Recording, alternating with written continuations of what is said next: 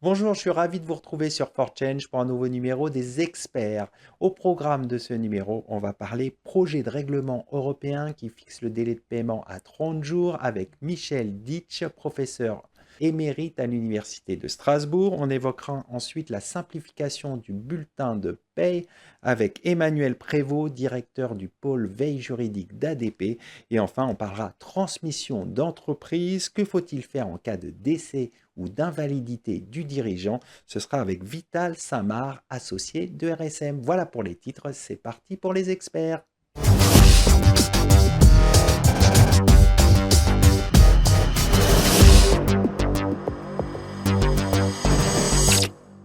On commence tout de suite ce numéro des experts et on va parler du projet de règlement européen qui fixe le délai de paiement à 30 jours avec mon invité Michel Ditch, professeur émérite à l'Université de Strasbourg. Michel, bonjour. Bonjour. Quelles seraient les entreprises impactées par le passage des délais de paiement à 30 jours? Écoutez, c'est relativement simple puisque les entreprises impactées sont d'abord celles dont les délais sont supérieurs à 30 jours. C'est-à-dire à la fois celles dont les délais clients sont supérieurs à 30 jours, c'est-à-dire on les trouve principalement dans les services, dans les activités de service, celles dont les délais fournisseurs sont supérieurs à 30 jours, on les trouve dans le commerce, on les trouve dans l'hôtellerie et la restauration, et enfin celles qui seront impactées des deux côtés, c'est-à-dire dont les délais de paiement actuels, clients ou fournisseurs, sont supérieurs à 30 jours, et celles-là, on les trouve dans les industries manufacturières, dans la construction et dans certaines activités de commerce de gros. Ce sont plutôt des petites ou des grosses entreprises? Alors, en fait, les entreprises, il y aurait à peu près 2/3 des entreprises, des micro-entreprises, donc moins de 10 salariés, qui seraient impactées, environ 3/4 des PME et quasiment toutes les ETI et les grandes entreprises. À qui profiterait ce nouveau délai? Alors, pour mesurer le gain, en quelque sorte, ou la perte, impliquée par le passage à 30 jours, en fait, il faut comparer, c'est ce qu'on a fait, il faut comparer le solde commercial, c'est la différence entre les créances clients et les dettes commerciales, en appliquant la règle des 30 jours, la nouvelle règle des 30 jours. Il faut comparer ce solde commercial estimé au solde commercial actuel. Donc si la variation entre les deux est positive, ça veut dire que les entreprises devront financer des besoins nouveaux. Elles n'ont pas assez de ressources, elles vont perdre des ressources et devront financer des besoins nouveaux. Par contre, celles dont pour lesquelles la variation du solde serait négative, elles vont trouver des ressources nouvelles à l'issue de cette modification des délais. Alors, celles qui en bénéficieraient, donc qui trouveraient des ressources nouvelles, sont principalement les PME. Donc là, on peut dire que l'objectif du règlement est atteint, puisque l'objectif, c'était de rendre une partie de la liquidité des PME qui leur été prise par des délais trop longs. Donc, à hauteur de combien? On est à hauteur de 14 milliards pour 2022.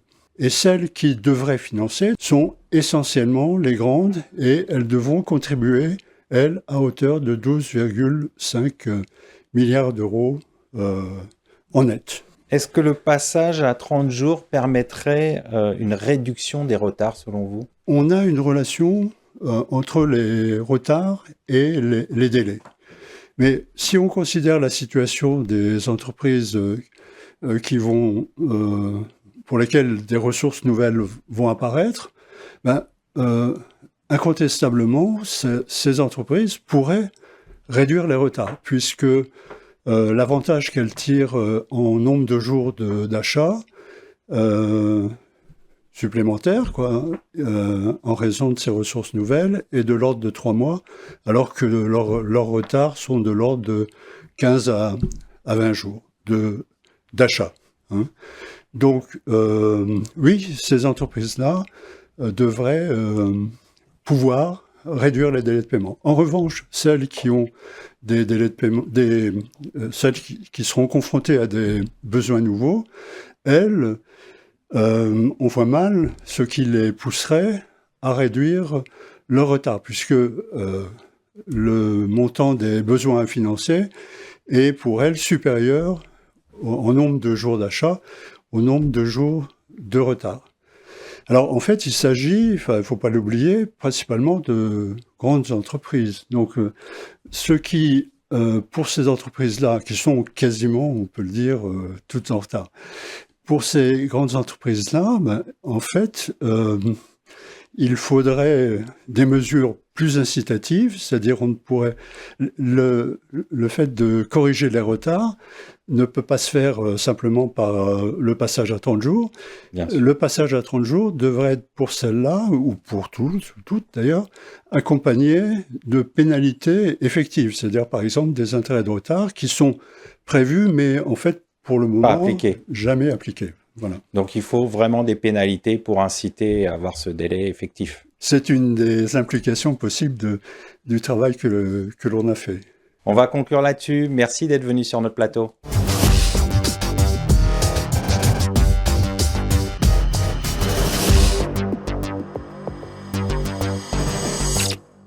On poursuit ce numéro des experts et on va parler de la simplification du bulletin de salaire avec mon invité Emmanuel Prévost, directeur du pôle veille juridique d'ADP. Emmanuel, bonjour. Bonjour. Pourquoi cette simplification du bulletin de salaire s'avère-t-elle nécessaire?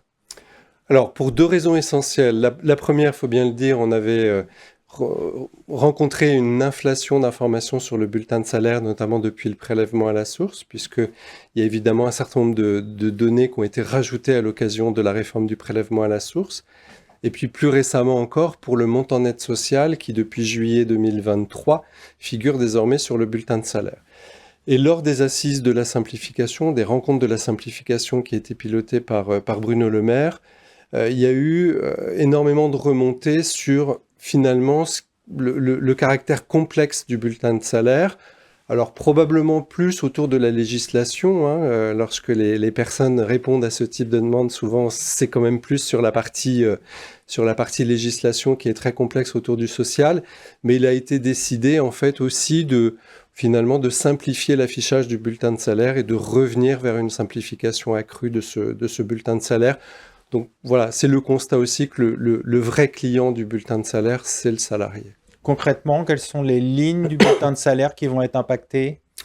Alors, ça va être quasiment uniquement les informations qui sont relatives aux cotisations, donc à la fois les cotisations salariales et les cotisations patronales, ce qui est réellement du ressort du salarié, du fruit de son travail, donc tous les éléments du brut, mais aussi tous les autres versements ou les retenues sur salaire qui sont véritablement liées aux salariés, vont continuer à être présentes sur le bulletin de salaire, tout comme les principaux agrégats que sont évidemment le brut, le net social, le net fiscal, et puis les éléments relatifs au prélèvement à la source qui sont évidemment propres aux salariés.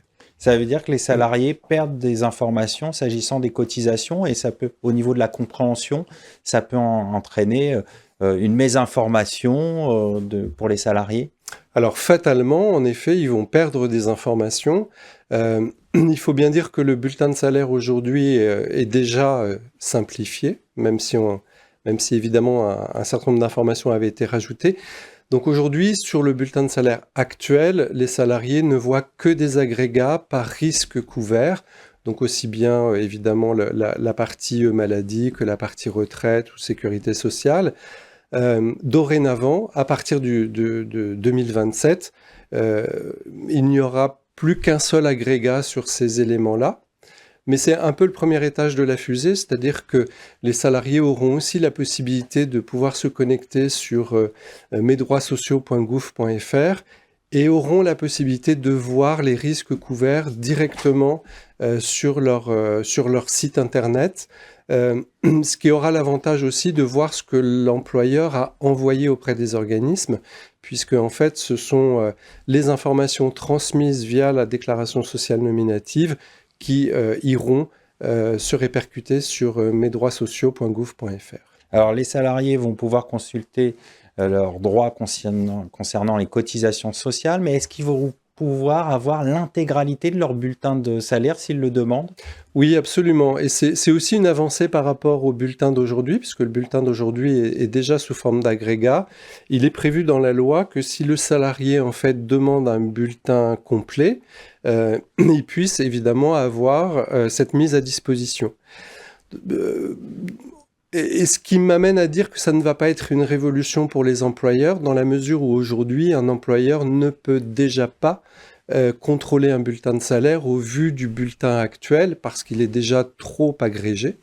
Et donc finalement, on va prévoir une mise à disposition de ce que déjà, j'allais dire, l'employeur utilise pour opérer son contrôle de paye, et déjà pour informer aussi les salariés qu'ils souhaiteraient. Donc voilà, ça ne va pas être une révolution pour l'employeur. On a encore un peu de temps pour y travailler, c'est 2025. Concrètement, les salariés devront à nouveau se connecter sur la plateforme que vous avez indiquée pour consulter l'intégralité de leur bulletin de salaire? Alors non, on va imaginer un mécanisme plus simple, parce que sur mesdroitssociaux.gouv.fr, il n'y aura pas non plus tout le détail quand même. Donc on va imaginer un mécanisme plus simple qui va être une demande automatisée que le salarié peut faire auprès de son employeur pour pouvoir accéder aux détails du bulletin de salaire. Et puis on va aussi essayer d'anticiper, c'est-à-dire qu'on voit bien qu'il y a des cas d'usage qui font qu'un salarié va regarder son bulletin de salaire de façon beaucoup plus précise que, j'allais dire, classiquement dans sa vie quotidienne. C'est notamment évidemment quand il y a une rupture avec l'employeur, soit à l'occasion d'un départ à la retraite, soit au moment où un salarié quitte son entreprise. Dans ce cas-là, probablement on va mettre directement à disposition le bulletin détaillé, ce qui évitera aux salariés de le demander à l'employeur. Et puis on voit bien aussi, par exemple, au mois de septembre, vous savez, quand on a reçu le retour de la DGFiP, Direction Générale des Finances Publiques, sur les taux de prélèvement à la source, au mois de septembre, les salariés vont s'assurer que le nouveau taux que l'employeur a reçu est bien chargé sur le bulletin de salaire. Donc là, je pense qu'on va aussi anticiper les demandes et on va, en regardant bien les cas d'usage, finalement, probablement mettre à disposition directement ce détail en jugeant que c'est une période propice pour le faire vis-à-vis du salarié. Pour terminer, les entreprises sont inquiètes quant à ces changements sur le bulletin de salaire? Oui, comme tout changement, elles y voient une charge complémentaire, puisqu'il y aura potentiellement une interlocution complémentaire avec le salarié qui demanderait en effet ce bulletin de salaire. Encore une fois, ça ne va rien changer pour, j'allais dire, le contrôle, puisque en fait, elles ne le font déjà pas au travers du bulletin de salaire et elles doivent déjà contrôler la déclaration sociale nominative, puisque l'employeur, il envoie quand même plus de 300 données tous les mois par salarié auprès des pouvoirs publics. Donc c'est aussi là que véritablement la charge de travail des experts paye réside. Après, comme tout changement, il va falloir que l'entreprise apporte de la pédagogie vis-à-vis de ses salariés. Donc nous, on recommande toujours à ce que le nouveau bulletin de salaire soit présenté au CSE dans les plus grandes entreprises, de manière à ce que, évidemment, les employeurs puissent accompagner les salariés sur la compréhension de ce changement. Et puis surtout rappeler que ce n'est pas une décision de l'employeur de masquer les cotisations, c'est une décision des pouvoirs publics et qui s'impose aussi à tout employeur. On va conclure là-dessus. Merci d'être venu sur notre plateau. Avec plaisir. Merci.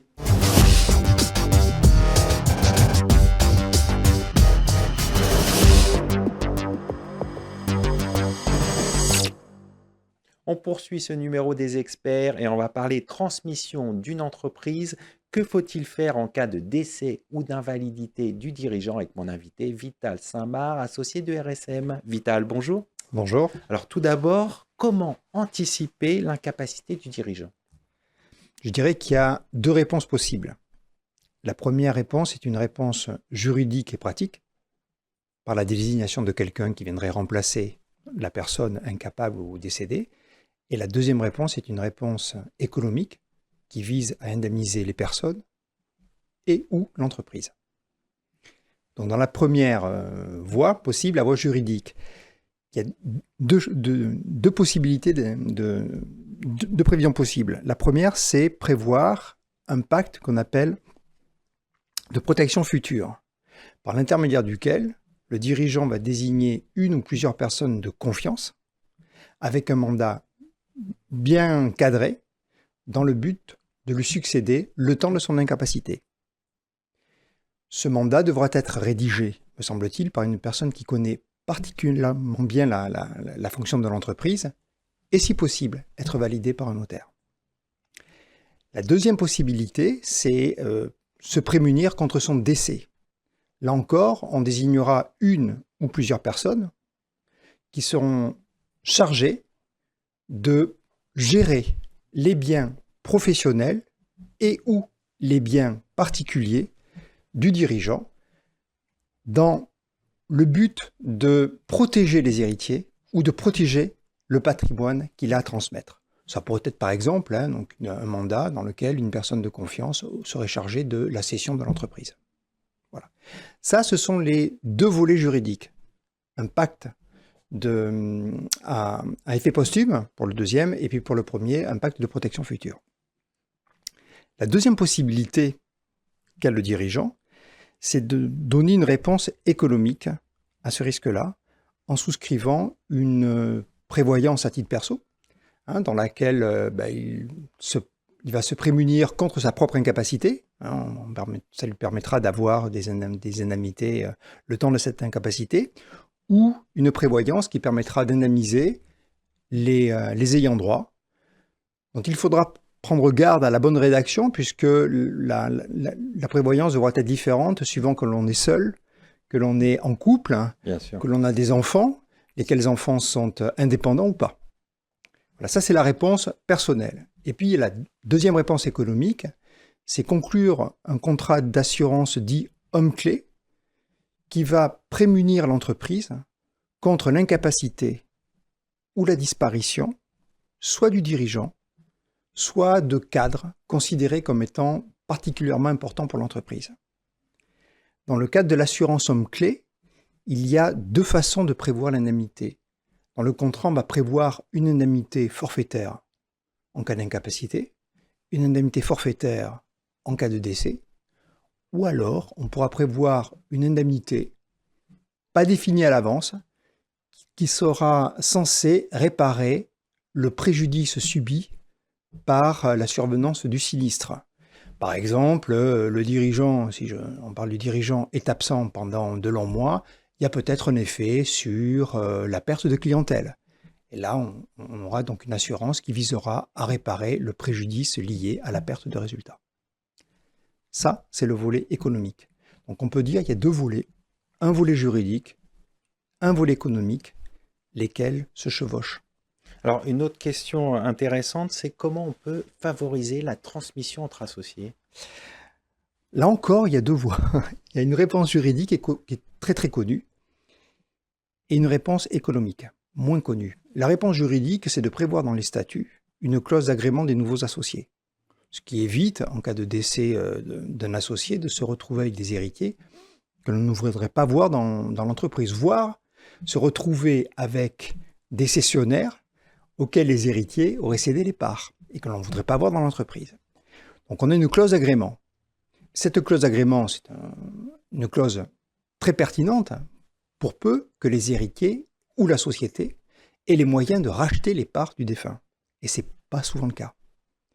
Donc pour se prémunir contre ce risque de ne pas pouvoir racheter les parts, on peut conclure des assurances dites croisées, dans lesquelles chaque associé, alors c'est valable pour les petites entreprises ou PME, dans lesquelles chaque associé va souscrire un contrat dont il sera bénéficiaire et qui sera assis sur la tête de ses associés.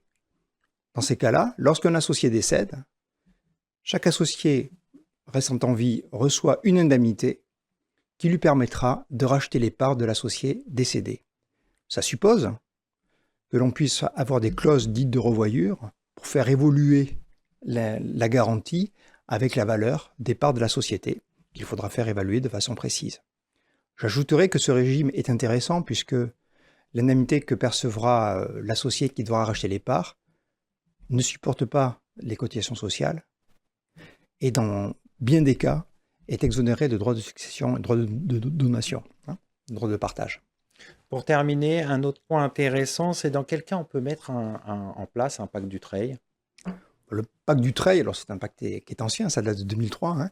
C'est un pacte qui part du principe que la transmission se fait à l'intérieur de la famille. Or, pour transmettre une entreprise à l'intérieur de la famille, hein, si on parle d'une PME, ça coûte excessivement cher, hein, les droits d'enregistrement sont relativement importants. Donc le pacte Dutreil permettra de baisser la valeur transmise, enfin, sur laquelle sont assis les droits de succession, de 75%. Donc, au lieu de transmettre une entreprise sur la base de 100%, on la transmet à l'intérieur du pacte familial sur une base de 25%. Mais il y a des conditions à respecter.